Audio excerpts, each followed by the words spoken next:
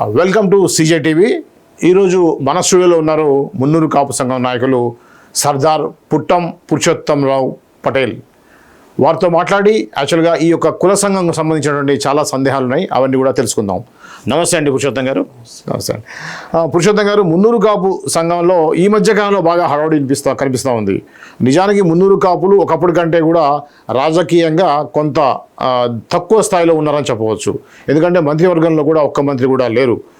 స్వతంత్రం వచ్చినప్పటి నుంచి, అంటే మన తెలంగాణ రాష్ట్రం ఉమ్మడి రాష్ట్రం ఏదైతే ఆంధ్రప్రదేశ్ ఏర్పడినప్పటి నుంచి కూడా ఇప్పటిదాకా మున్నూరు కాపులు లేనటువంటి మంత్రివర్గం మనం చూడలేదు. సో అయినా కూడా ఈ సంఘం సంబంధించిన పేరు ఈ మధ్య ఎప్పుడు లేనంతగా వినిపిస్తూ ఉన్నాయి పేపర్లలో. ఈ సంఘం ఎలక్షన్స్ అని, ఆ ఎలక్షన్స్ అని, ఈ ఎలక్షన్స్ అని.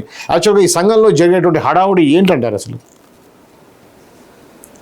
యాక్చువల్గా చెప్పాలంటే నిజంగా ఈ కుల సంఘాలు అనేటివి గతంలో 1925-30 ప్రాంతం నుంచి కూడా హైదరాబాదులో మున్నూరు కాపు కులంగా ఎస్టాబ్లిష్ అయ్యి సంఘాలు పెట్టి రాష్ట్రేతర కుల నాయకులతో కూడా సమావేశాలు జరిపిన సంగతి అందరికీ తెలుసు.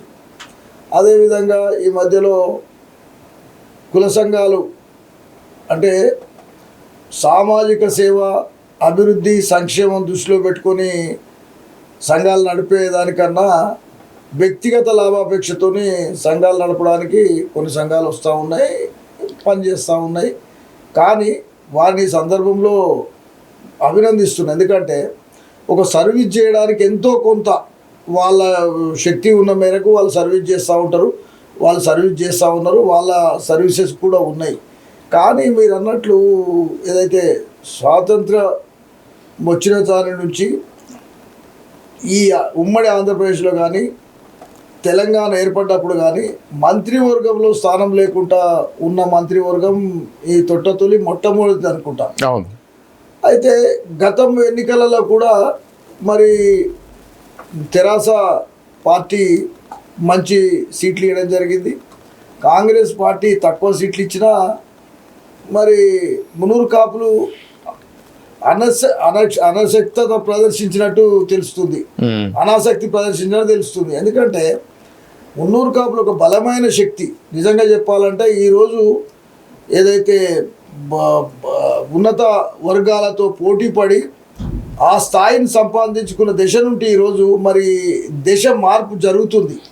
ఆ దశ మార్పును మళ్ళా దిశ కల్పించడానికి ఒక ప్రయత్నం జరగాలి. జరగకుంటే మాత్రము ఈరోజు మున్నూరు కాపుల పైన ముప్పేట దాడి జరుగుతూ మరి ప్రభుత్వంలో స్థానం ఇవ్వకుండా, మరి కులగణనలో కొంత మరి సరి అయిన లెక్క చూపకుండా చాలా విషయాలల్లో దాడి జరుగుతుందని అనిపిస్తుంది. పెద్దలు కూడా అది గ్రహించిండ్రు. ఆ గ్రహింపునే ఒక సమావేశం జరుపుకొని మున్నూరు కాపులంతా ఒక తాటి మీదకి వచ్చి మరి ఇటువంటికి ఈ ముప్పేట దాడిని ఎదిరించకుంటే కష్టమవుతుందని తెలిసే ఈరోజు మరి ఒక కులం ఒకే సంఘం అనే దాన్ని మళ్ళీ పటిష్టవంతం చేయాలనే ఆలోచన జరుగుతుంది. యాక్చువల్లీ ఏంటండి ఇప్పుడు ఒక కులం ఒకే సంఘం అంటే ఏంటి? మీ మున్నూరు కాపుల్లో ఎక్కువ సంఘాలు ఉండి చాలా ఇబ్బందికరంగా ఉందా ఏంటి? ఈ యొక్క నినాదాన్ని తీసుకొని మీరు ముందుకెళ్ళడానికి కారణం ఏంటి అసలు? అయితే అట్లని కాదు. నిజంగా చెప్పాలంటే ఒక కులం ఒకే సంఘం అంటే నిజంగా వివిధ సంఘాల ద్వారా ఉండి ప్రభుత్వం దగ్గర ఏదన్నా ఒక వాయిస్ వినిపించాలంటే రాజకీయ నాయకులకు కూడా ఇబ్బంది అయిన పరిస్థితులలో ఇక్కడ ఉన్న రాజకీయ నాయకులు అందరూ కలిసి, అప్పుడు తెరాస ప్రభుత్వం ఉంది, తెరాస ప్రభుత్వంలో కాంగ్రెస్ నాయకులు, తెరాస నాయకులు, అన్ని పార్టీలు ఉన్న నాయకులు అందరూ కలిసి ఆ రోజు 2 సంఘాలుగా బలంగా ఉండే. ఆ తర్వాత కాచిగూడ సంఘం కూడా ఉండే. అయితే ముందు అయితే ప్రజాబాహుల్యంలో పనిచేస్తున్న సంఘాలని కలపాలనే ఉద్దేశంతో మాట్లాడినప్పుడు నేను తెలంగాణ మున్నూరు కాపు మహాసభ అధ్యక్షుడిగా దేవయ్య పటేల్ గారు మన పటేల్ సంఘం అధ్యక్షుడిగా ఉండే.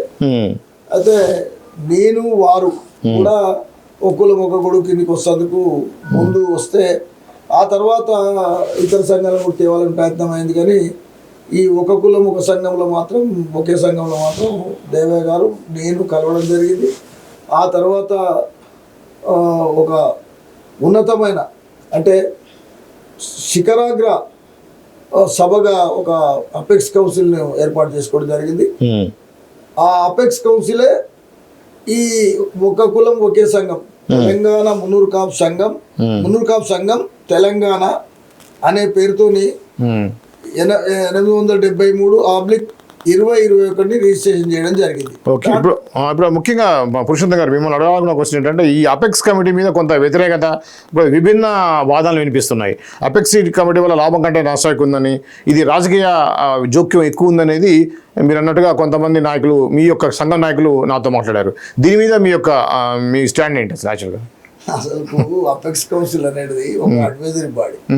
అడ్వైజరీ బాడీ అయినప్పుడు ఏంటంటే అందులో మనం ఒక రోజు ఒక 6 నెలలు కష్టపడి మేధో మదనం చేసి అసలు నిజంగా చెప్పాలంటే ఇక్కడ ఉన్న పరిస్థితులు అన్నిటిని అవగాహన చేసుకొని అసలుకు ప్రజల్లో పనిచేసేది సంఘం, వాళ్ళకి డైరెక్షన్ ఇచ్చేది అపెక్స్ కౌన్సిల్, ఓన్లీ డైరెక్షన్. ఆ డైరెక్షన్ ఏంటంటే ఎటువంటి ఇప్పుడు మీరు చూడండి, ఒక విమానం పైకి వెళ్ళిపోతుందంటే కింద ఆ రాడార్ వ్యవస్థ గుర్తించి డైరెక్షన్ కింద కూర్చొని ఇస్తారు. ఇస్తే ఇది అనుసంధానం కాకపోతే విమానం పడిపోతుంది. అంటే కింద ఉన్న వ్యవస్థ చాలా బలంగా కూడా ఉండాలి. మీద ప్రయాణం చేస్తుంది, అది కనిపిస్తుంది, మనకేం కనిపిస్తుంది? విమానం కనిపిస్తుంది. ఆ విమానం కనిపించినప్పుడు అందరు కూడా విమానాన్ని చూస్తారు, కానీ కింద ఉండి ఇక్కడికి వెళ్ళి వ్యవస్థ నడిపి సిగ్నల్స్, కరెక్ట్ సిగ్నల్స్ అందించేది ఇక్కడ.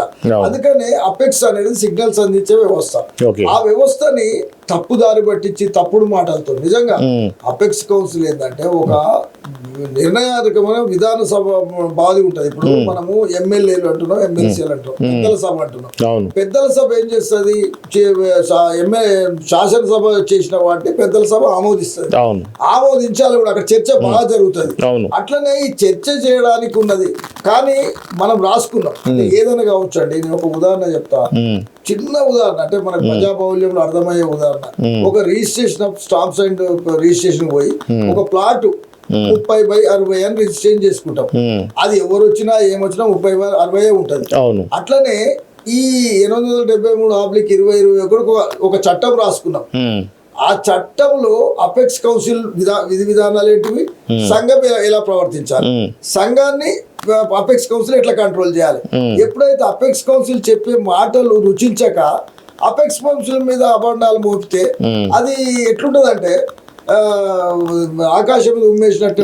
వాళ్ళు అసలు వాళ్ళకి సంబంధం లేదు. వాళ్ళు ఏం చెప్తున్నారు, నువ్వు కార్యక్రమం తీసుకుంటే యాక్షన్ ప్లాన్ తయారు చేయాలి, మాకు పెడితే యాక్షన్ ప్లాన్ లో ఒడిదొడుకులు కూడా అంటే ఎక్కడైనా ఏదైనా జరుగుతుందా? ఇప్పుడు నాకు ఉదాహరణకు అప్పుడున్న సంఘ నాయకులు ఏం చేశారంటే, మేము ఒక ప్రచార యాత్ర నిర్వహించాలి, బస్సు యాత్ర నిర్వహించాలనుకున్నాం. నిర్వహించాలని కూడా హడావుడిగా బస్సు యాత్ర ప్రకటించేసేయడము, పోస్టర్స్ ప్రింట్ చేసుకోవడము, పోవడం జరిగింది. అయితే అపెక్స్ కౌన్సిల్ ఏం అడిగిందంటే, రూట్ మ్యాప్ ఏది, నువ్వు ఎంత దూరం ప్రయత్నం చేస్తావు, ఎక్కడెక్కడ బస ఏర్పాటు చేస్తావు, ఎక్కడ నీకు ఏడ మీటింగ్లు ఉంటాయి, ఏడ బహిరంగ సభలు ఉంటాయి అని అడిగింది. అవన్నీ ఏం లేదు, అనేసినాం, పోతామన్నాం. అంటే రేపు పొద్దుగాల ఇది ఒక పెద్ద సంఘము. ఈ సంఘం ఎక్కడన్నా ఫెయిల్యూర్ అయితే ప్రజలు ఫెయిల్యూర్ అవుతారు. అవును కదా, ప్రజలకు చెడు పేరు వస్తుంది. అరే వీళ్ళకి చేతగాని ప్రోగ్రాంలు అని వస్తుంది. అందుకని ఇది వద్దు అంటే అపెక్స్ కౌన్సిల్ వద్దు అన్నారు. అపెక్స్ కౌన్సిల్ ఎందుకు వద్దు అంటారండి? నీ యాక్షన్ ప్రోగ్రామ్ ఉంటే నీకు సహకరిస్తారు, చేయమంటారు. నువ్వు యాక్షన్ ప్లాన్ సరిగా లేనప్పుడు ఆపుతుంది ఎవరైనా. అంతే. పెద్దల సభ అనేది ఉంటుంది. ఆ పెద్దల సభ ఏమంటది అంటే, నువ్వు చూసి అన్ని చేసి నువ్వు ప్రయాణం చేయంటది. దాని మీద అంత తప్ప ఇక్కడ ఏం జరగలే. ఉట్టిగా వాళ్ళని అబండాలు వేసి రాజకీయ జోక్యం ఎందుకుంటుందండి? రాజకీయ జోక్యం ఉన్నది. అపెక్స్ కౌన్సిల్ అత్యున్నత శిఖరాగ్ర సభ. ఆ శిఖరాగ్ర సభకు నిబంధనలు ఉన్నాయి. ఆ నిబంధనల ప్రకారంగానే నడుచుకోవాల్సిన అవసరం ఉంది. నీ పరిధిని నీకు చెప్పిండ్రు, వీళ్ళ పరిధిని వీళ్ళకి చెప్పిండ్రు. ఎవరి పరిధిలో వాళ్ళు చేస్తే ఏం కాదు, వాళ్ళ పరిధి దాటి వస్తేనే పంచాయతీ అవుతుంది. ఇప్పుడు ఒక దేశమైనా ఒక ఎల్లలు దాటినప్పుడు పంచాయతీ అవుతుంది. ఇలా ఎవరి ఎల్లలలో వాళ్ళు ఉండి ఎవరు భద్రంగా వాళ్ళు ఉంటే ఎందుకు అవుతుందండి? ఎవరి అదే విధంగా అపెక్స్ కౌన్సిల్ తోని విభేదించి అపెక్స్ కార్యక్రమాలు నిర్వహించడంతో దాన్ని ఇంకా మసిబూసి మారడికాయ చేసి వాళ్ళే తప్పు చేసిరని చెప్పడం తప్పు. ఇప్పుడు మీరు అన్నారు ఒకే కులం ఒకే సంఘం దానికి మీరు కట్టుబడి ఉన్నారు అని. అలాంటప్పుడు ఇప్పుడు ఆల్రెడీ మున్నూరు కాపు పటేల్ సంఘం అని చెప్పి ఒకటి, అలానే మున్నూరు కాపు స్టేట్ సంఘం అనేది, ఇప్పుడు దీని మీద కొంత క్లారిటీ ఏమైనా ఇస్తారా? ఇప్పుడు నిజంగా చెప్పాలంటే కొంతమందికి ఏముంటుందంటే, నేను అనే ఆంభావం ఉన్న వ్యక్తులు ఏం చేస్తారంటే ఎక్కడ అవకాశం లేదో వాళ్ళు వదిలిపెట్టేసేసి అందం దాక్ష పుల్లని అన్నట్టు పరిగెడతా ఉంటారు. ఆ పరిగెడుతులకు ఎవరేం చెప్తారు? ఇప్పుడు అందరం కలిసి నేను ఇంతకుముందు చెప్పినట్టే మున్నూరు కాపు సంఘం పటేల్స్ తెలంగాణ మున్నూరు కాపు మహాసభ కలిసే ఒక సంఘంగా ఏర్పడ్డాయి. అంతకుముందు సంఘాలు వదిలిపెడదాం. అంతకుముందు చాలా సంఘాలలో నాయకులు పనిచేసిండ్రు, మార్చుకుంటూ వచ్చి తెలంగాణ మున్నూరు కాపు సంఘం పటేల్స్ పెట్టుకున్నారు. పటేల్స్ పెట్టి ఒక బాండ్ పేపర్ రాసి కలిసి మేము కలుస్తున్నామని బాండ్ పేపర్ సంతకం పెట్టి ఇచ్చినారు. మేము కలుస్తున్నాం అన్నాం. కలిసినాక ఒకసారి విలీనం చేసే సంఘాన్ని రిన్యూ చేసుకుంటప్పుడు మళ్ళా దాన్ని రిన్యూ చేసుకుంటేందుకు కూడా అసలు ఎట్లా చేస్తారో నాకు అర్థం కాలేదు. వాళ్ళు మళ్ళా బయటికి పోయి నేను సంఘాన్ని పెట్టుకుంటున్నా అనేది దాన్ని. ఇప్పుడు మున్నూరు కాపు సంఘం తెలంగాణ రాష్ట్రం అనేది ఒక వ్యవస్థ, రిజిస్టర్డ్ వ్యవస్థ. ఆ రిజిస్టర్డ్ వ్యవస్థ నుండి నువ్వు బయటికి పోయి మళ్ళా పాత సంఘాన్ని తెస్తున్నావు. ఆల్రెడీ విలీనమైన సంఘం. ఆ సంఘాన్ని మళ్ళీ బయట పెట్టి ప్రజలకు తప్పుదో పట్టిస్తూ, ఆ తప్పుదో కూడా ఏంటంటే మా బైలాల మీకు ఒక విషయం చెప్పాలి. బైలా ఏం రాసినారంటే గ్రామ సంఘాలు అన్ని కలిపి మండల సంఘంగా ఏర్పడుతుంది. ఆ మండల సంఘ అధ్యక్షుడు రాష్ట్ర కౌన్సిల్ మెంబర్ అవుతాడు. ఆ రాష్ట్ర కౌన్సిల్ మెంబర్స్ ఎన్నుకుంటారు. అంటే దాంట్లో ఏం రాసాం? మండల అధ్యక్షులు, మున్సిపాలిటీ అధ్యక్షులు, ఒకవేళ మేయర్ ఉన్న దగ్గర డివిజన్స్, వీళ్ళందరూ ఓట్లేస్తారు. అంటే వాళ్ళు ఓట్లు ఆల్రెడీ ఎన్నుకోబడ్డ వ్యక్తులు, వాళ్ళు గ్రామ సంఘాల నుంచి ఎన్నుకోబడ్డారు. దాన్ని తిరకాసు పెట్టి అలా ఉన్నదాన్ని పెట్టి ఆ గ్రామ సంఘాలు డైరెక్ట్ వేయాలంటే ఈ రోజు ప్రభుత్వం ఇంతకు ముందు డైరెక్ట్ ఎన్నికలు మేయర్కి పెట్టింది, డైరెక్ట్ ఎన్నికలు జిల్లా పరిషత్కి పెట్టింది, డైరెక్ట్ ఎన్నికలు మండల పరిషత్ పెట్టింది. మండల ప్రజా పరిషత్ కు డైరెక్ట్ పెట్టి చేతులు కాల్చుకొని తీసేసారు. వ్యవస్థ తీసేసి వాళ్ళు సెకండ్ వ్యవస్థ ఏం చేసారు? ప్రజలు ఎంపీటీసీని ఎన్నుకుంటారు, ఎంపీటీసీలు అందరు కలిసి ఎంపీపీని ఎన్నుకుంటారు. అట్లనే జెడ్పీటీసీని జిల్లా టెరిటోరియల్ మెంబర్ని ఎన్నుకుంటారు, వాళ్ళు జిల్లా చైర్మన్ ఎన్నుకుంటారు. అట్లనే ఎమ్మెల్యేలు ఎన్నుకుంటారు, ముఖ్యమంత్రిని ఎన్నుకుంటారు. అంటే ఒక స్థాయి ఎన్నికలు జరుగుతున్నాయి. అంటే ఈ స్థాయి ఎన్నికలు జరిగినాయి అంటే ఆల్రెడీ గ్రామ సంఘ అధ్యక్షుడు ఓటేసినట్టే. ఓటు ఆల్రెడీ ఆ ఓటు హక్కు వినియోగించుకుంటూ వాళ్ళ ప్రతినిధిగా ఆ మండలంలో ఉన్న సంఘాలన్నిటి ప్రతినిధిగానే రాష్ట్ర అధ్యక్షుడిని ఎన్నుకుంటున్నాడు. ఇది తెలియక రాష్ట్ర అధ్యక్షుడితో ఓటింగ్ జరగాలంటే అరే నువ్వు చట్టం ఏం చెప్పింది, నువ్వు చట్టం మార్చు. ఒకవేళ నువ్వు ఆ సంఘంలోనే ఉండాలనుకుంటే నువ్వు ఆరోపణ చేసి బయటికి పోయినప్పుడు ఆయన ఏం చేయాలంటే సంఘంలో ఉన్న బైలా మార్చడానికి ప్రయత్నం చేయాలి, అమెండ్మెంట్ చేపియాలి.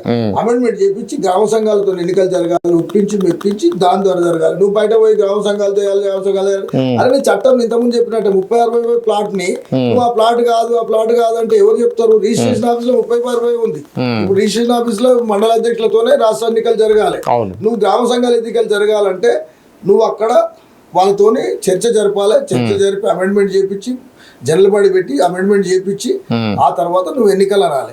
అదే నువ్వు చేస్తలేరని నేను మా బయట సంఘం పెడతా అంటే ఇక వాళ్ళ వ్యక్తిత్వానికి వదిలిపెడతావు. ఓన్లీ విమర్శించి మన కులాన్ని నేను కించపరచదలుచుకోలేదు. ఓకే, అయితే అంటే మెయిన్ గా ప్రధాన ఆరోపణ అపెక్స్ కమిటీ మీద ఏంటంటే వాళ్ళు ఏదో కొత్త రిజిస్ట్రేషన్ చేసి దాని మీద ఫండ్స్ ని పెట్టారు.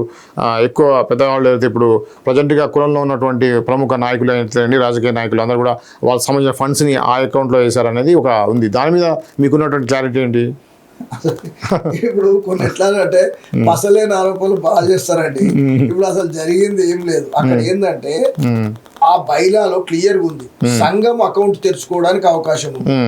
సంఘం నువ్వు అధ్యక్షుడు కాగానే సంఘం అకౌంట్ తెరుచుకుంటే ఎవరు వద్దన్నారు? నీకు చేత కాక 3 సంవత్సరాలు నువ్వు అకౌంట్ తెరుచుకోలేదు. అకౌంట్ తెరుచుకోలేని పరిస్థితి బేసిక్ కదా 3 సంవత్సరాలు. అంటే వ్యక్తులు కొంతమంది ఏం చేస్తారంటే ఎవరితో పొసగదండి. అసలు ట్రెజరీ జనరల్ సెక్రటరీ లేడు ఆ 3 సంవత్సరాలు. అసలు అకౌంట్ కాదు. ఆ ట్రెజరీ జనరల్ సెక్రటరీ యాక్టివ్ కనిపి ఎక్కడ మీరు ఎక్కడ మీకు తెలుస్తుంది. అది ఎక్కడ లేరు. అయితే వాళ్ళు తెరవలేదు. దాంట్లో క్లాజ్ ఉంది అపెక్స్ కౌన్సిల్ కూడా అకౌంట్ తెరుచుకోవడానికి అవకాశం ఉంది. అపెక్స్ కౌన్సిల్ అకౌంట్ తెరిచింది.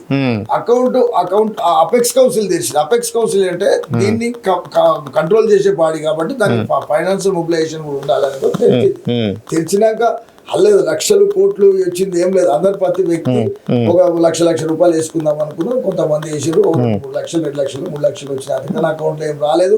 అది ఏంటంటే వ్యక్తులు కొంతమంది ఈ సంస్థ నడపాలనే ఇంట్రెస్ట్ తోని ఈ సంస్థ నడుపుతురు తప్ప ఎక్కడ కూడా క్లియర్ అండి, పారదర్శకంగా ఉంటది. ఎవరు పోయిన ఏ బ్యాంకులు అంటే బ్యాంక్ నెంబర్ బజార్లు ఉంటది, ఎవరు చెప్పినా చెప్తారు, క్లారిటీ ఉంది, లక్షలు ఇదన్నీ చెప్తా. అప్పుడు ఏంటంటే కొంతమంది నేను ఏమంటా అంటే బోగస్ గోబెల్స్ ప్రచారం కాదు, గోబెల్సే కాదు, గోబెల్స్ తాత ప్రచారం జరుగుతుంది ఈడ.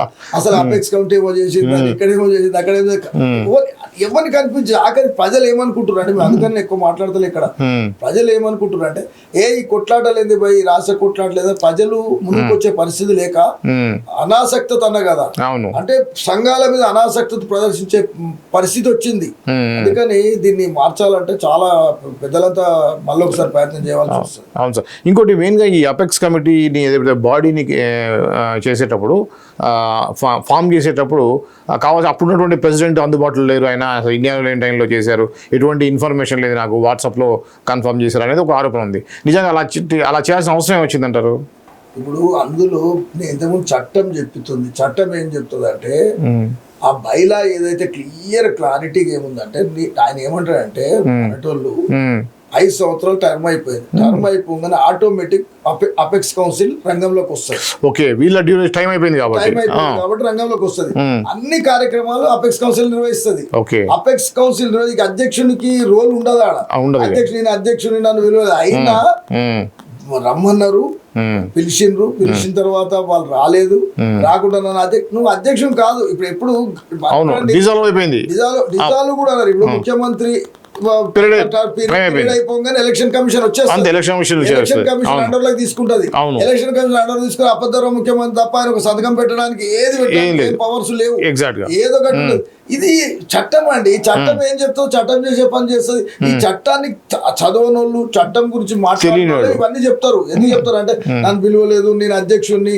ఇంకోటి అక్కడ అధ్యక్షుని రోల్ ఖతమైంది, టర్మ్ ఇచ్చారు, టర్మ్ లో ఇక్కడ కూడా టర్మ్ అయిపోయింది. టర్మ్ కాగానే అపెక్స్ కమిటీ వచ్చింది, అపెక్స్ కమిటీ ఎలక్షన్ కమిషన్ వేసింది, ఎలక్షన్ కమిషన్ నడుపుతుంది పనంతా. ఎలక్షన్ కమిషన్ క్లియర్ నడుపుతుంటది, ఎలక్షన్ కమిషన్ కార్యక్రమాలు చేస్తుంది. ఇంకా అక్కడ అధ్యక్షుని పిలవకపోవడము, అధ్యక్షుని ఆబ్సెన్స్ లేదా. ఏమనుకుంటారు అంటే వీళ్ళు అంటే కొంతమంది ఒక అంటే అనుకోవద్దు, రిజిస్ట్రేషన్ ఆఫీస్ పోతే 2 పేపర్లు ఇస్తారండి. ఆ 2 పేపర్లు తీసుకొచ్చేసి అలా నింపుతారు పేర్లు. అలా పేర్లు నింపి ఏం చేస్తారంటే ప్రెసిడెంట్, సెక్రటరీ అని 4 పేర్లు 5 పేర్లు నింపి సబ్మిట్ చేసేస్తారు. అదే చట్టం అనుకుంటారు. మళ్ళీ ఆ కాగితాలు కూడా తెచ్చుకోరు, రిజిస్ట్రేషన్ అయిపోయిందా రిజిస్ట్రేషన్ నెంబర్ పెట్టుకొని తిరుగుతారు. మీరు ఇక్కడ ఆశయాలు, కర్తవ్యాలు, నిబంధనలు ఒక బుక్, ఈ రోజు నేను తెలియకపోయినా ఒక బాండెడ్ బుక్ చేస్తే ఆ బుక్ రిజిస్ట్రేషన్ చేసినాం, చట్టం ఎట్లా పని చేయాలి, బైలా కాపీ రిజిస్ట్రేషన్ చేసినాం. ఆ బైలాని ఇతర కులాలు ఆదర్శంగా తీసుకున్నాయి. నువ్వు బైలా చదువుతావు కదా, బైలాలు ఏం నా పవర్ ఏంటి, నీ పవర్ ఏంటి, నా పెస్టి పవర్ ఏంటి, ఎట్లా ఎన్నికలు జరపాలి, ఎవరు ఓటేయాలి, ఎట్లా నిన్ను ఇంకోటి డీమ్డ్ అంటే ఇప్పుడు మేము మా చైర్మన్ కూడా ఎట్లా పెట్టుకున్నామంటే ఏ గవర్నమెంట్ ఉంటే ఆ గవర్నమెంటే మంత్రి చైర్మన్ కావాలి ఆటోమేటిక్ గా. పోయినసారి గంగుల కమలాకర్ ఉండే, గంగుల కమలాకర్ చైర్మన్ ఉండే, గంగుల కమలాకర్ పోగానే మాకు చైర్మన్ అవకాశం అంటే మంత్రి లేకపోయినా విప్ ఉన్నాడు కదా అనే దాంతో మన ఆది శ్రీనివాస్ చైర్మన్ పెట్టిన తర్వాత మా కేంద్ర ప్రభుత్వం అప్పుడు ఒక్కరి మాట చెప్పాలంటే చట్టం రాసేటప్పుడు కేంద్ర ప్రభుత్వంలో మాకు మంత్రి పదవులు వస్తాయనే ఆలోచన లేక అందులో క్లారిటీ రాయకపోతే మేము బండి సంజయ్ గారి దగ్గరికి వెళ్ళి అన్న మీరు గౌరవ చైర్మన్ ఉండాలంటే ఆయన ఒప్పుకున్నారు. ఇప్పుడు గౌరవ చైర్మన్ బండి సంజయ్ గారు, చైర్మన్ గా ఆది శ్రీనివాస్ గారు, ఆ తర్వాత సభ్యులుగా అన్ని మా దగ్గర అందులో క్లియర్ గా ఎలక్టెడ్ మెంబర్స్, మాజీ ఎమ్మెల్యేలు, జిల్లా పరిషత్ చైర్మన్లు, మేయర్లు, వీళ్ళంతా స్పెషల్ ఇన్వైటర్స్. ఎందులో అపెక్స్ కమిటీలో ఎవరో ఒకరు నడపడం లేదు, ఇది అందరు నడుపుతారు. ఇది బయట చెప్పే ప్రచారం ఏంటంటే అందరినీ భాగస్వామ్యం చేసి ఇది ఒక పార్టీగా కూడా ఆరోపణ చేస్తున్నారు. నేనేమంటా అంటే నేను ఒక ఉదాహరణ ఒకరు చెప్పిన ఒక సీజన్ ఉంటది అంటే ఇప్పుడు కాంగ్రెస్ పార్టీ ఉంది, ప్రభుత్వంలో ఉంది, తెల్ల బట్టలు వేసుకొని పోలీస్ స్టేషన్ ముంగట ఉంటోళ్ళంతా కాంగ్రెస్ వాళ్ళు కనిపిస్తారు.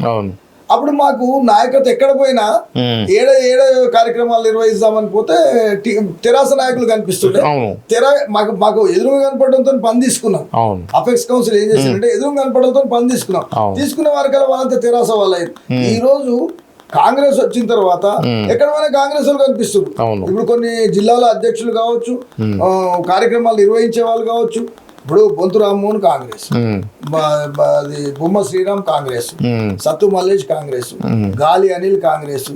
వీళ్ళు ముందు ఇక్కడ అంత కాంగ్రెస్ లీడర్లే. ఇప్పుడు అంటే వీళ్ళు కలిసి లేరు అనే అపెక్స్ కౌన్సిల్ వీళ్ళంతా మెంబర్లు. ఇప్పుడు నేను చెప్పిన పేర్లని అపెక్స్ కౌన్సిల్ వీళ్ళంతా మెంబర్లు. మరి వీళ్ళంతా కాంగ్రెసే కదా. అదే విధంగా మన మీసాల చంద్రయ్య గారు బీజేపీ, మా తర్వాత విఠల్ గారు బీజేపీ. మరి వాళ్ళ అపెక్స్ కౌన్సిల్ మెంబర్సే కదా. మరి బయటకు చెప్తలేరు, అంతా తెరాస అనేది చెప్తారు.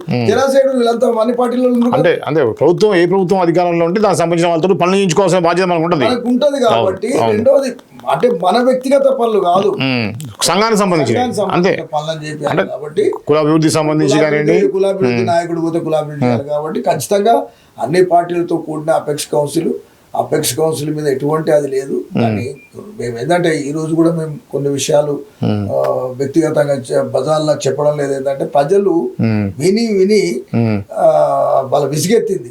వాళ్ళ ఈయనోడు చెప్తుండు, ఆయనోడు చెప్తుండు అంటారు. అందుకని నేను ఎన్నడూ కూడా ఫస్ట్ టైం నేను స్టూడియోకి రావడం, ఇప్పుడు కూడా అందరిని క్షమించి ఈ సంఘాన్ని అత్యున్నత స్థాయిలో, సంఘం కాదు వ్యవస్థ, వ్యక్తులు ముఖ్యం కాదండి, వ్యవస్థ ముఖ్యం. వ్యక్తులు ముఖ్యం అనుకొని రాజకీయాలు సంఘాలు నడుస్తున్నాయి కాబట్టి ఆ వ్యక్తి ప్రాధాన్యతతో కులం వెనుకపోతుంది. ఈ రోజు వ్యవస్థ ప్రాధాన్యతతో కులం నడవాలి. సార్, మీరు ఇప్పుడు మున్నూరు కాపు స్టేట్ ప్రెసిడెంట్ గా మీరు నిలబడ్డారు కదా, మీరు మీ కుల సభ్యులకి మీరు ఏం చెప్పాలనుకుంటారు ఫైనల్గా? నేను ఒకటండి, నిజంగా చెప్పాలంటే నాకు పెద్ద ఇంట్రెస్ట్ ఉన్నది కాదు. నేను ఈరోజు 68-69 సంవత్సరాలకు వచ్చిన, గత ఎన్నో దశాబ్దాల నుంచి మున్నూరు కాపుల సేవలు ఉన్నా.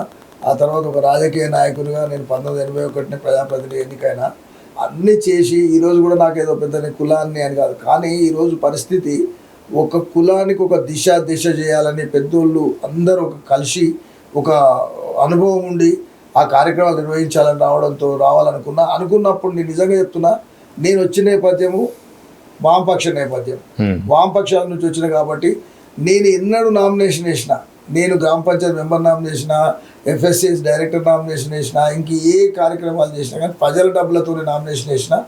మొన్న కూడా 25,000 రూపాయలు ధరావత్ సొమ్ము కట్టాలంటే నేను మా ఉన్న నియోజకవర్గ కోఆర్డినేటర్లనే 119 కోఆర్డినేటర్ అభ్యర్థించడం జరిగింది.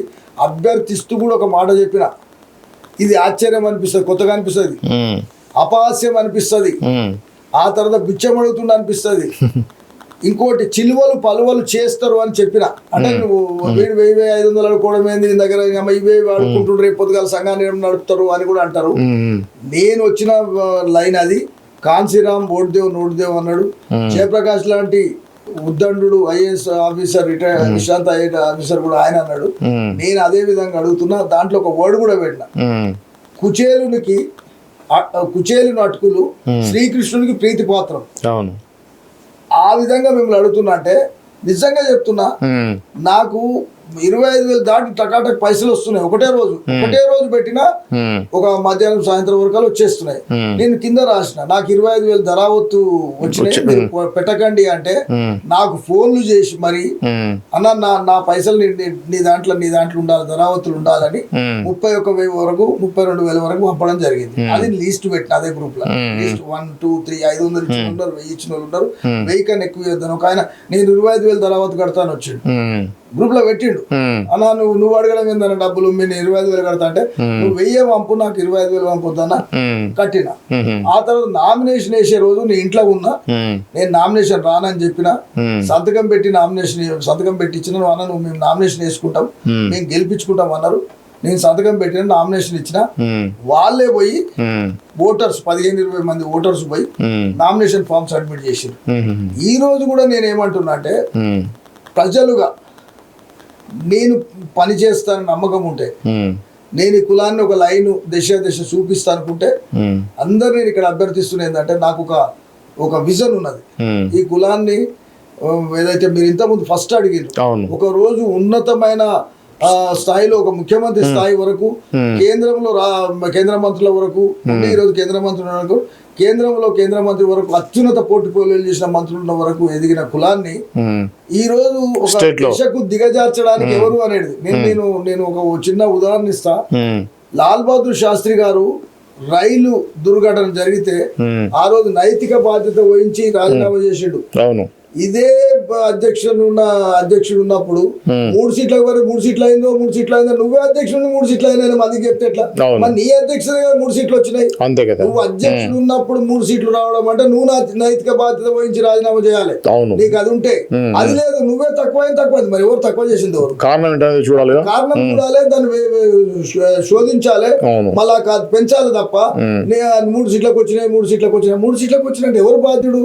ఇప్పుడు నేను రాలేను, ఫీల్డ్కి రాలేను, ఒక నాయకుడు ఉన్నాడు, నేను అపెక్స్ కౌన్సిల్ కన్వీనర్ ఉన్నా, నేను ప్రజలకు రాలేను, నీకు సైజ్ వెళ్తాం అన్న. ఇట్లా మనకు పడిపోవడానికి కారణం ఏంది? మనం చర్చ పెడదాం, రౌండ్ టేబుల్ పెడదాం, మీరంతా పెద్దోళ్ళంతా కూర్చోండి, మన ప్రజల్ని మనం పేలుకొల్పాలని చెప్పుకుంటా తక్కువైనా అని చెప్పి ఈ రోజు నీ హయాంలోనే 3 సీట్లు వచ్చినాయి, నీ హయాంలో మంత్రి రాలేదు. మేము ఈరోజు మళ్ళీ మన సంఘం పెట్టి నేను మంత్రి అరే కాదండి. ఈ రోజు నేను చెప్తున్నా, ఒకవేళ మేము వచ్చిన వామపక్ష భావాలతో వచ్చి ఏదైతే తెలంగాణ సాయుధ కాకలు తిరిగిన కమ్యూనిస్టుల కోట నుంచి వచ్చిన నేను మా తాతలు తండ్రులు కమ్యూనిస్ట్ ఫ్యామిలీ, మా కమ్యూనిస్ట్ కుటుంబం, మేము ఆ జీన్స్ ఉన్నాయి మా దగ్గర. పోరాటం ఉంది, అడుక్కునే దానికన్నా పోరాటం చేసేది ఉంది, పోరాటం పోయేదేలే అనే మనస్తత్వం ఉంది. రేపు రాబోయే రోజుల్లో సంఘాన్ని బలంగా చేస్తాం. బలంగా చేసి గ్రామ స్థాయి నుంచి ఒక నిర్మాణం చేసిన తర్వాత ఎవరు మాకు మంత్రి పదవి ఇవ్వరు, మేము ఖచ్చితంగా చెప్తాం. ఇట్లా మంత్రి పదవి అడగడం కాదు, మున్నూరు కాపులకు మంత్రి పదవి ఇవ్వకపోతే ప్రజలు తిరుగుబాటు జరుగుతుందని చూపించడానికి ప్రయత్నం చేయాలి తప్ప మంత్రి పదవి లేదు, మంత్రి పదవి దేయి అని అడుక్కోవడం ఏముంటది? ఈరోజు ప్రజలు మన ఎంబడి లేరు కాబట్టి మనం అడుగుతున్నాం.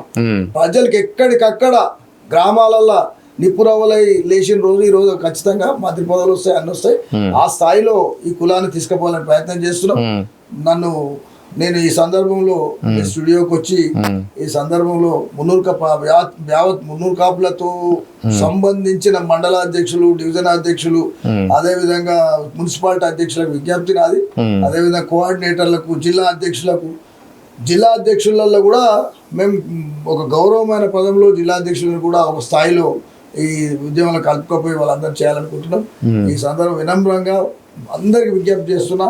ఈరోజు ఒక దిశ నిర్మాణానికి మీరు అంత సహకరించాలని, ఆ సహకారంలో మీ సహకారం అందించాలని కోరుతా ఉన్నాం. ఓకే, థ్యాంక్ యూ అండి. ఇది సర్దార్ పుట్టం పురుషోత్తం రావు పటేల్ ఎవరైతే ఉన్నారో వారికి సంబంధించినటువంటి వివరణ ఇచ్చారు. కాపు సంఘం సంబంధించి ఎలా ఉంది ఏంటి అనేది ఇది ఈరోజు చర్చ. మరో అంశంతో మళ్ళీ కలుద్దాం. అంతవరకు చూస్తూనే ఉండండి CJ TV. థ్యాంక్ యూ అండి.